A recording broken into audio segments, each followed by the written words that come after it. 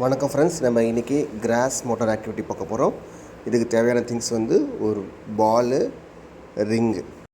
Ring வந்து 5 ring எடுத்துக்கணும். 5 different கலராக இருக்கணும். அந்த ரிங்கு வந்து நம்ம ஆப்போசிட் சைடாக நம்ம அந்த ரிங்கை போட்டுட்டு நம்ம ஜம்ப் பண்ணணும். எப்படி ஜம்ப் பண்ணால் சைட் வைஸாக நம்ம ஜம்ப் பண்ணணும். அதே டைமில் பாலை வந்து த்ரோ பண்ணணும். ஆப்போசிட்டில் இருக்கிறவங்களுக்கு பாலை த்ரோ பண்ணணும். இது எப்படி பண்ணுறாங்கன்னு பாருங்கள்.